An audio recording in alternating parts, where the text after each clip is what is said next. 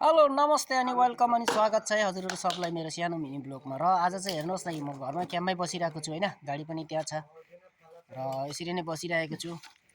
र यता चाहिँ अब हाम्रो जनवरीको लागि दाउरा चिर्दैछन् दुई भाइले, पिकनिक जानुको लागि। यी दुई भाइले दाउरा चिरेर राख्छन्, यो गोटै अब चिर्छन् होइन। यो दुई भाइको काम हो दाउरा चिर्ने। हाम्रो अब जनवरीको लागि मालिकले पिकनिक लान्छ नि त, पिकनिक खानुको लागि। र त्यही गरेर आज चाहिँ मैले अब अरूतिरको भ्लग गर्नु सकिनँ र क्याम्पतिरकै बनाइरहेको छु। क्याम्पमा यसरी बसिरहेको छु। हेर्न सक्नुहुन्छ हजुरहरू सबले, यो चाहिँ सबै हाम्रो कम्पनी एरिया पर्छ है मालिकको। यहाँ खाछ गाडी होइन।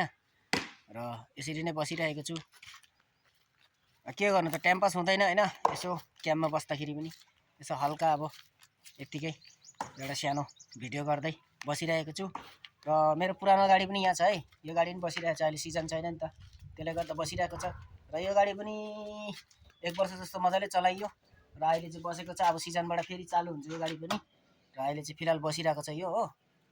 अब सिजनबाट यसको पनि भिडियो आउँछ हजुरहरूमा आज हेर्न सक्नुहुन्छ। सिजनमा चाहिँ यो सानो गाडीको पनि भिडियो आउँछ। र यति भन्दै आजको भ्लग चाहिँ मैले राख्नु चाहेँ त ल साथी हो।